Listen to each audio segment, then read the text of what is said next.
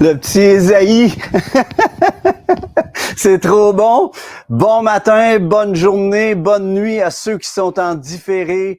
Merci de me recevoir chez vous, avec vous. Je suis honoré de la part de Nathalie et moi. On vous souhaite à tous vraiment une belle journée.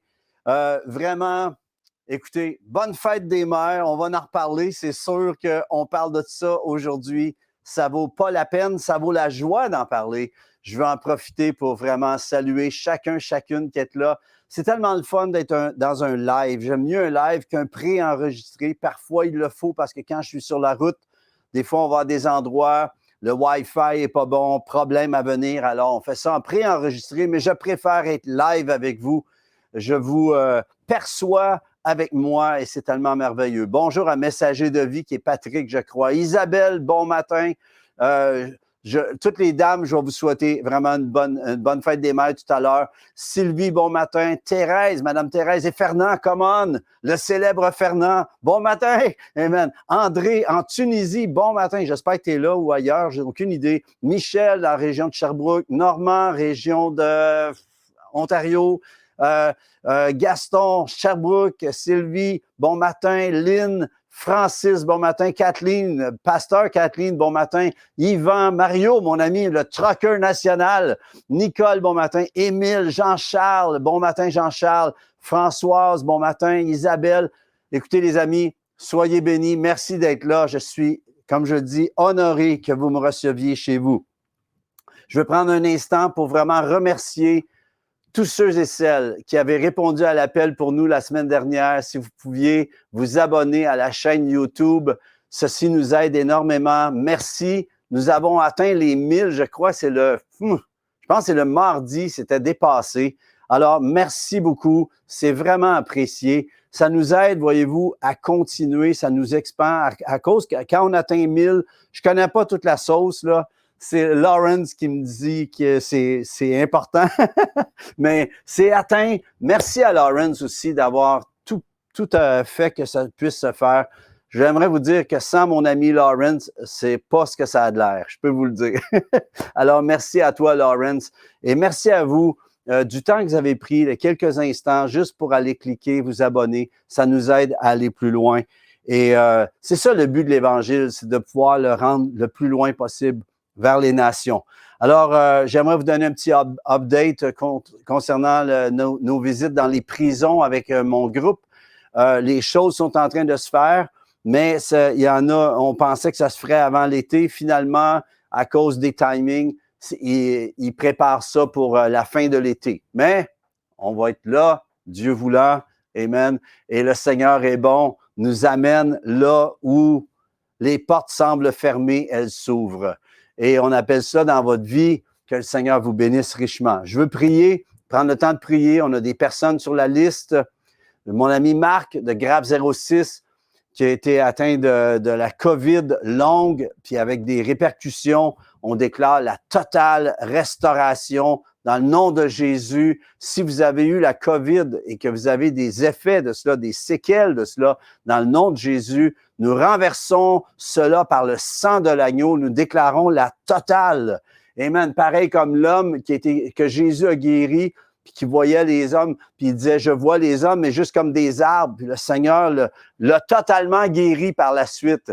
Alors, le Seigneur peut le faire pour toi. Sois complètement guéri, la totale dans le nom de Jésus. Jaël, nous appelons un rein pour toi. Ali, la fibromyalgie, dehors, la guérison, tout le système nerveux restauré dans le nom de Jésus. Sylvain, cancer, il n'y en a plus de cancer dans le nom de Jésus. Il est maintenant en rémission. Merci Seigneur. On ne prie pas dans le beurre, les amis. Le Seigneur répond. Marie-France, scoliose, nous déclarons le redressement de ta colonne dans le nom de Jésus. Madame Anne, la consolation. S'il y en a d'entre vous, vous avez besoin d'être consolés en ce moment, que le Seigneur vienne vous visiter.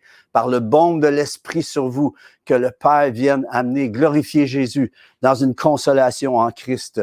Madame Guylaine, angoisse, anxiété. S'il y en a d'autres que vous faites de l'angoisse ou de l'anxiété, soyez libérés, que la paix du Seigneur vienne vous remplir en ce moment, que la douce présence de Dieu vienne dans votre cœur, alors que vous entrez dans la parole, alors que vous laissez la louange plutôt que les nouvelles de ce monde entrent dans votre cœur. Geneviève, situation de cancer, nous accordons avec toi pour une totale restauration. Sois guérie dans le nom de Jésus. Amen. Sylvie, une amie qui soutient notre ministère, Sylvie et Benoît. Mais Sylvie, on déclare, elle m'a écrit grosse grippe, genre coqueluche. Et je l'ai appelée personnellement. J'ai dit, dans le nom de Jésus, sois guérie. Elle m'a réécrit peut-être 20 minutes, une demi-heure plus tard, qu'elle se sentait déjà mieux. Mais on veut déclarer, toi aussi, la totale, sois guérie dans le nom de Jésus. Ton fils, qui est mon technicien, un de mes techniciens, Yann, on déclare la guérison, mais aussi, il se fait opérer mardi.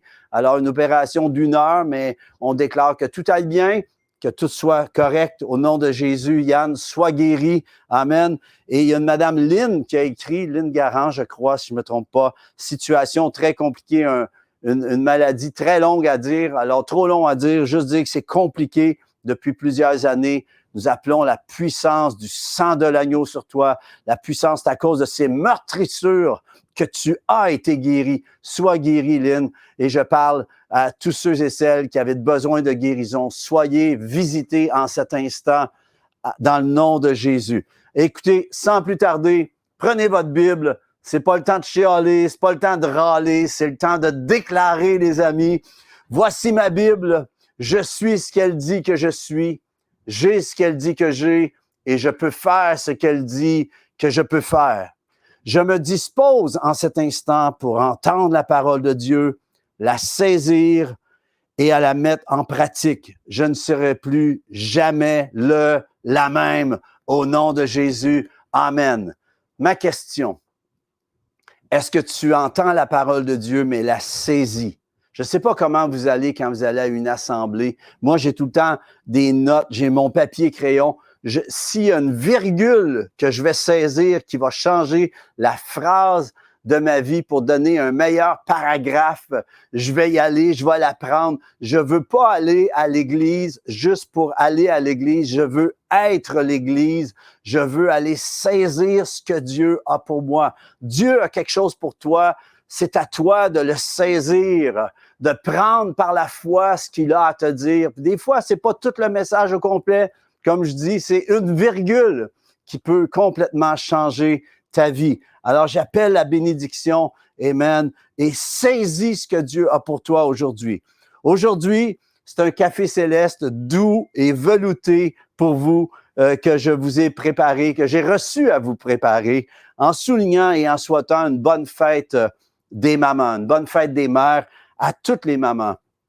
Bon, on le sait, la fête des mères, c'est pas une fête instituée dans la Bible que c'est écrit, il va y avoir une fête des mères, c'est pas du tout cela, mais c'est une fête, c'est un temps à souligner, à honorer celles qui nous ont mis dans ce monde.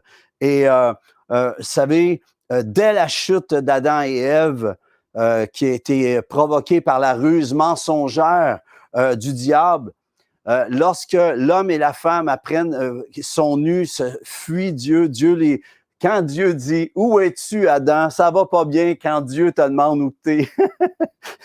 Mais ils viennent et ils ont découvert qu'ils sont nus. Et là, il dit comment t'as fait, Adam, pour savoir que t'es nu? Il dit, c'est la femme que tu m'as donnée. Première chicane de couple sur la terre. Ensuite de ça, il se tourne vers Ève. Pourquoi tu fais cela? Puis elle dit, c'est le serpent qui m'a séduite.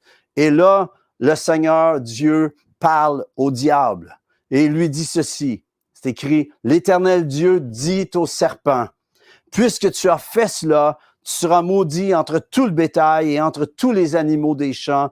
Tu marcheras sur ton ventre et tu mangeras de la poussière. Another one bites the dust tous les jours de ta vie.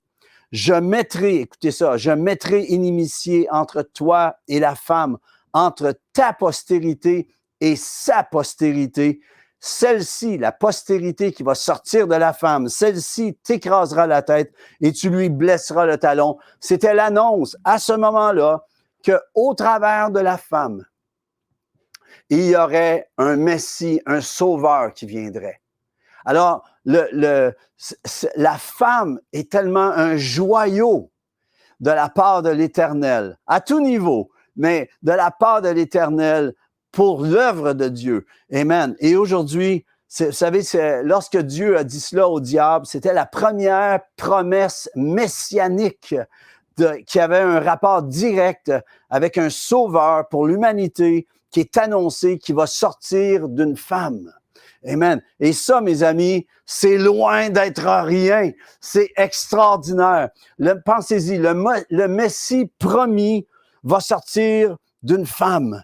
Mais oh, à quel prix? À quel prix? Si vous regardez les versets qui suivent, il dit, à cause de cela, à cause de la chute de Ève et de Adam, à cause que tu as désobéi, tu vas enfanter avec douleur. Avec douleur.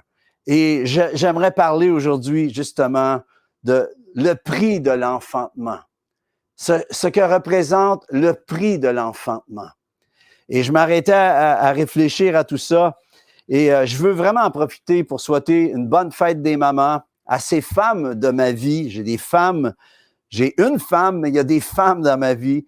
Et je veux dire, bonne fête des mères. Elle ne m'écoute pas, elle ne me regarde pas sur Internet. Elle n'a même pas l'Internet chez elle. À ma maman, amen, dont je ne sais pas trop l'âge exact. À chaque fois que je lui demande, depuis qu'elle a 30 ans, je pense, je ne sais pas son âge. J'ai jamais su son âge. Puis aujourd'hui, elle me dit un âge, mais en euros. Alors, c'est plus jeune. En tout cas, j'ai aucune idée de quel âge qu'elle a exact. Il va falloir que je le vérifie. Mais maman, je veux te dire, je sais que tu ne regardes pas l'Internet, mais je te le dis pour que la planète l'entende, la planète francophone du moins. Je veux te dire combien je suis béni d'avoir une maman comme toi. Je veux bénir aussi mon épouse Nathalie, toute une maman.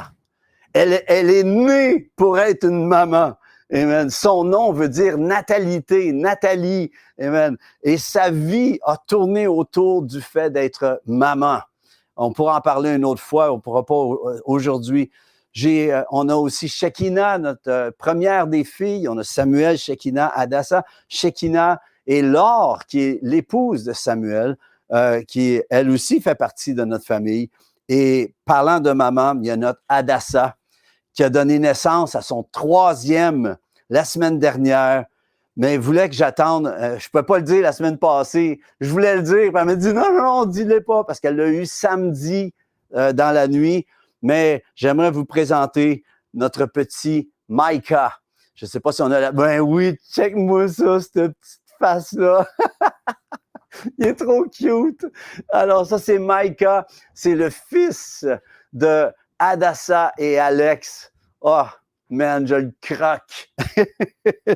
Et Micah veut dire « qui est comme Dieu ». Intéressant que son nom est une question. Qui est comme Dieu? Hein? C'est quoi le chant? Qui est comme toi parmi les dieux éternels? Qui est comme Dieu? Notre 7e petit enfant, come on, un autre de nos petits héritiers. J'aime ça penser. On a Laël, Siloé, Heaven, Eli, Elim, Shei, et Micah maintenant, un 7e petit enfant. J'en viens pas. Amen. Et j'aime tellement penser en fonction de l'héritage que nous laisserons. À chaque fois que je regarde mes petits-enfants, je me dis, qu'est-ce que je vais leur laisser comme héritage?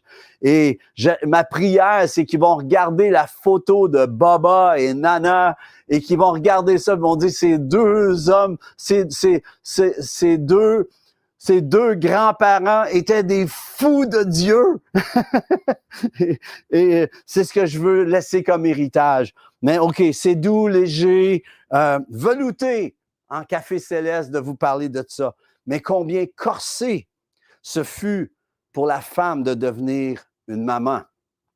Wow! Je suis sans cesse émerveillé, les amis, du merveilleux, mais aussi du prix de l'enfantement qu'une femme doit payer lorsqu'elle donne naissance. Je ne sais pas si vous êtes déjà arrêté, sûrement vous avez fait ça, mais arrêtez à penser à cela. Le prix à payer d'enfanter.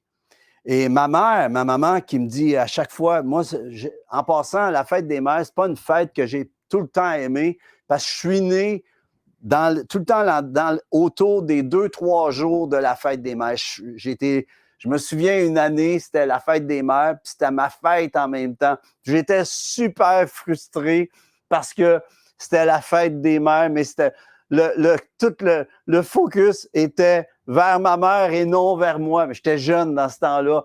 Puis j'étais frustré à l'os parce que c'était la fête des mères. Mais j'aimerais vous dire combien je suis émerveillé. Puis ma mère me dit à chaque fois que c'est ma fête, si tu savais comment tu m'as fait souffrir, mon gars. Elle me dit ça à chaque fois. Elle dit, puis malgré ses 80 quelques années, là, elle me dit, je me souviens encore des douleurs de t'avoir mis au monde. Imaginez, elle était toute jeune et elle se souvient encore de la douleur. Peut-être que vous, mesdames, qui me regardez, qui écoutez en ce moment, qui regardez, vous savez peut-être de quoi ma mère parle, mais elle se souvient des douleurs. Et, mais sans blague, quelques jours, voyez-vous, Adassa vient de donner naissance et juste une semaine avant, elle m'a demandé d'aller l'aider à la maison pour faire des trucs. Et on est allés ensemble ensuite magasiner pour acheter un petit matelas pour Micah. C'était comme cadeau de bébé qu'on lui offrait, un nouveau matelas. Et dans l'auto, je lui ai posé la question. J'ai dit, Adassa, comment on se sent à savoir que le temps d'enfanter arrive? Comment tu te sens? Parce que je savais que nous savions qu'il restait à peu près une semaine ou deux. J'ai dit, comment tu te sens en dedans? Ça doit être... Tu sais, des fois, moi, j'ai des concerts, puis il me reste une semaine, puis là, j'ai des papillons parce que des fois, il y a tellement de choses. Mais comment toi, tu te sens en ce moment à savoir que le temps d'enfanter approche? Tu sais, les douleurs intenses que je sais, que tu vas vivre, la souffrance inévitable. Et la première fois que tu enfantes, tu sais pas c'est quoi la douleur, OK? Mais 2, 3, 4 fois, wow! Pourquoi? Comment es-tu capable d'oser retourner là? Et je me souviens, je pense que je l'ai déjà dit, mais je vais le redire pour ceux qui l'ont jamais entendu. Mais je me souviens quand on attendait Samuel, que Nathalie était en train d'accoucher de notre premier, peut-être la deuxième, Shekinah aussi, j'ai aucune idée, je me souviens plus, mais je crois que c'était à Samuel. Et on avait été suivre des cours prénataux. Et là, il nous apprenait comment respirer. puis là, nous, les hommes, fallait tenir la main de notre femme puis y faire penser de respirer. Et je me vois encore dire respire, Nathalie, parce qu'elle elle souffrait, là. Puis là, fallait, moi, hein, que j'ai encore mal à la main tellement que ça a fait mal, l'accouchement. C'est une blague. Mais la chose, c'est que je disais, respire. Puis je me souviens de son regard. Puis elle me dit, toi, avant que tu me retouches. Puis là, mais savez-vous ce qui s'est passé? Une fois le bébé sur son ventre contre elle, elle m'a regardé. Puis elle me dit, avec un gros sourire, le prochain va sûrement faire moins mal. Puis là, je me suis dit, voyons, ça n'a pas de sens. Il y a quelques minutes, elle me dit, tu peux même pas me regarder, oublie ça. Puis là, elle me dit ensuite, on va en avoir un autre, après avoir autant souffert. Ce temps, quand elle souffre, où on se sent, en tant qu'homme, on se sent coupable, les amis. On se sent complètement... on sent qu'on n'a aucune espèce de puissance à pouvoir l'aider. Et là, Adassa, lorsque je lui demande cette question, comment on se sent à savoir d'entrer dans le temps de la douleur qui s'en vient? Et là, Adassa de me répondre. Elle dit, je ne sais pas, on sait qu'on va souffrir, mais c'est comme si la joie de voir et tenir l'enfant, ton enfant te fait tout oublier. Et là, elle me dit, c'est un peu comme, elle dit, probablement c'est un peu comme quand Jésus savait qu'il devait aller à la croix afin d'enfanter l'Église, afin d'enfanter le peuple de Dieu. Et par les douleurs de la croix. Mais le résultat de la vie était plus grand que les douleurs qu'il savait devoir passer au travers. J'ai dit, wow! En fait, j'aurais tellement aimé que ce soit Adassa qui puisse vous dire ça parce qu'elle était censée, je l'avais invitée pour venir, mais ce qui se passe, c'est un autre prix de l'enfantement, c'est qu'elle dort presque pas parce que Micah, il a tout le temps faim. Ça dort pas. Allô, le matelas, il sert à rien. Mais le prix de l'enfantement. Et hier, justement, alors qu'on était en pourparlers que peut-être elle serait avec moi, mais elle me dit, je vais venir bientôt. Et j'ai même dit, si tu veux venir, tu peux venir avec Micah, puis à la limite, tu feras ça en parlant tout le long. Mais non, c'était trop compliqué pour elle pour aujourd'hui. Mais le prix de l'enfantement. Je lui demandais hier, juste pour le fun, en se préparant, je lui disais, j'aimerais ça savoir comme ça. Puis si on peut mettre le texte parce qu'il est important. C'est quoi le plus grand prix? Non, pas ça, la question, Lawrence, avant, s'il vous plaît. Oui, merci. La question avant la réponse. Amen, merci. C'est quoi le plus grand prix à payer pour donner naissance? C'est drôle que je peux poser des questions à mes filles ou à mon épouse que je ne pourrais pas poser à n'importe qui comme ça. Mais j'ai demandé, c'est quoi le plus grand prix à payer pour donner naissance? Et j'aimerais vous inviter, alors que je vais vous mettre la réponse que Adassa m'a donnée, si ça vous, mesdames, si vous pouvez répondre vous aussi, vous pouvez prendre le temps de l'écrire en quelques mots. C'est quoi le plus grand prix à payer pour donner naissance? Et tout à l'heure, Lauren, si on a du temps, si tu peux m'en mettre quelques-unes réponses, ce serait vraiment génial. Si on ne peut pas, ce n'est pas grave, je vais aller les lire. Mais la réponse que Adassa m'a donnée, elle me répond ceci. Les 9 mois où j'ai été enceinte, le changement que ça provoquait dans mon corps, la naissance et même l'allaitement après. Je trouve, là c'est tellement intéressant, je trouve que c'est comme si tu prêtes ton corps à quelqu'un d'autre, sacrifiant complètement tout, au point même d'avoir à vivre des douleurs extrêmes et pour ne plus être la même après. C'est fou. Et ensuite, elle dit, et malgré tout ça, d'être très heureuse de cela. Ha, ha, ha. Ça, c'est Adassa qui répond cela. Et ce matin, j'ai posé la même question à Nathalie, puis elle m'a apporté un point qui est tellement extra. Elle me dit, tu sais, quand on devient enceinte, elle dit, tout est en fonction de nous. Tout le monde est content. Tout est en fonction de tes attentes personnelles. Parce que tu es enceinte, puis tu es tellement contente. Puis elle dit, Nathalie dit ceci, elle dit, et tout à coup, il y a comme un shift qui se passe. Et toute l'attention n'est plus envers toi, mais tout est en fonction seulement du bébé.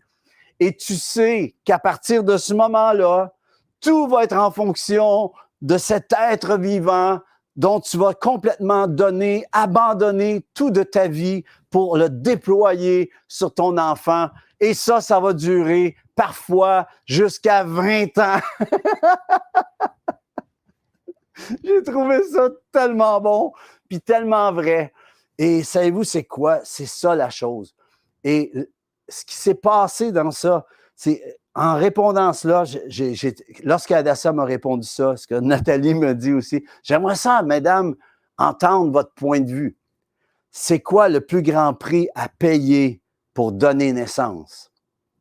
Et à quelque part, il y a quelque chose. Oh, Marie-Ève Poulain qui nous écrit, le plus grand prix est de ne plus vivre, et voilà, le plus grand prix est de ne plus vivre pour moi, mais vivre pour des petits êtres qui dépendent à 100% de ce que tu vas faire pour eux. Wow, frisson, frisson, tellement une bonne réponse. Est-ce qu'on en a d'autres? Merci Marie-Ève, c'est tellement bon. Kathleen, pasteur Kathleen dit, le prix à payer, c'est de s'oublier soi-même afin de mettre une autre vie au monde. Ouais, ça se rejoint, hein, finalement. Mais voyez-vous, ça, c'est le cœur de la mère. On voit des mères qui répondent. Et c'est tellement extraordinaire, tellement merveilleux. Est-ce qu'on en a d'autres? Un ou deux? Bien vite, je ne sais pas. Sinon, Micheline, toute notre vie. Come on! En 3 mots, c'est quoi le prix, le grand prix à payer pour donner naissance? Toute notre vie. Ça, c'est, oui. Je vois les deux. Lorsque Salomon est arrivé, il y a les deux femmes qui avaient chacun un bébé, mais ils se battent parce qu'il y en a un des bébés qui est mort, puis il y en a une qui dit qu'il est à elle, puis l'autre qui dit qu'il est à elle. Et Salomon tranche la chose, puis il dit, OK, on va couper court, c'est le cas de le dire, on tranche le bébé en deux, on les en donne chacun un morceau. Et la femme qui avait vraiment, littéralement enfanté, elle dit non, donne-le, laisse-le, parce qu'elle préférait le voir vivre que de le voir mourir. Et c'est tellement le cœur d'une même, toute notre vie. Amen. Je termine avec ceci, il me reste juste quelques instants. Merci d'avoir joué le jeu et d'avoir répondu. Amen. Puis il va en avoir d'autres certainement. Mais à quelque part, chaque fois je réfléchissais à cela, à chaque fois qu'une femme donne naissance sur la terre à un fils d'homme, une fille d'homme, eh bien, elle est un signe et un rappel prophétique à l'ennemi que dès la chute d'Adam et Ève, dans le jardin d'Éden, Dieu avait pourvu une solution au travers la naissance, au travers une maman qui donnerait naissance à un Messie, au Messie. Et voyez-vous, je crois qu'il y a quelque chose de prophétique, tout comme quand Jésus a fait la communion, la Sainte Seine, il a dit, souvenez-vous, faites ceci en mémoire de moi. Je crois que la naissance elle-même est un signe prophétique de la vie qui vient dans ce monde, mais qui annonce aussi qu'il y a eu un Messie qui est venu. Un signe, un rappel prophétique à l'ennemi, que d'une femme sortirait un sauveur, le Christ qui est le Seigneur. Ce Fils est venu, les amis, et son nom, on le sait, est Jésus. Amen. Et la parole de Dieu nous dit qu'il est le même hier, aujourd'hui, éternellement. Et j'aimerais terminer avec ceci. Le Seigneur m'a dit de prier pour une jeune femme, il y en a peut-être plusieurs, mais une jeune femme particulière que tu regardes en ce moment. Et tu essaies de donner naissance depuis un bout de temps et ça ne semble pas fonctionner. Et je veux m'accorder avec toi, nous voulons nous accorder avec toi pour que le sein maternel ouvre et dans le nom de Jésus, que ça puisse fonctionner, qu'il puisse y avoir une naissance au travers de ta vie, que ton désir, ça dit, fais de l'Éternel tes délices, il te donnera ce que ton cœur désire. Alors, dans le nom de Jésus, nous appelons la restauration, la guérison et que s'ouvre, amen, cette dimension de pouvoir enfanter sur toi. Sois guéri, sois restauré, que le Seigneur t'accorde ce que ton cœur désire. Alors, sans crainte et sans contrainte, mesdames, bonne fête des mères à toutes les mamans. Que le Seigneur puisse vous bénir non seulement d'avoir enfanté, mais de voir aussi le fruit de votre vie, pouvoir connaître Christ. On appelle que vous puissiez déclarer, moi et ma maison, nous servirons l'Éternel. Nous appelons la bénédiction sur vous, sur votre famille, sur vos enfants, vos petits-enfants, vos héritiers, héritières, les amis. Amen. Alors, merci, mesdames, du prix que vous avez payé d'amener dans ce monde un fils, une fille d'homme, des fils, des filles d'hommes, et de continuer de payer ce prix. Comme Nathalie disait, des fois, ça dure 20 ans, des fois plus. Mais une chose est certaine, j'ai ma maman qui a dépassé les 80 ans et je suis encore son garçon, son fils à elle. Amen. Et ce prix, les amis, que vous avez, mesdames, que vous avez payé, est un prix extraordinaire et merveilleux, celui de l'enfantement. Alors, c'est grâce à vous que nous sommes ici sur Terre. Merci beaucoup d'avoir payé ce prix. Les amis, j'espère que ça vous a béni, encouragé. Si vous avez apprécié, qu'est-ce que vous diriez de le partager à quelqu'un, quelqu'une? Et j'aimerais vous encourager d'appeler peut-être votre mère si elle est encore là. Sinon, souvenez-vous d'elle avec un grand remerciement au Seigneur parce que c'est grâce à elle que vous êtes là. Allez les amis, soyez bénis. Bonne fête des mères à tous. Bye bye.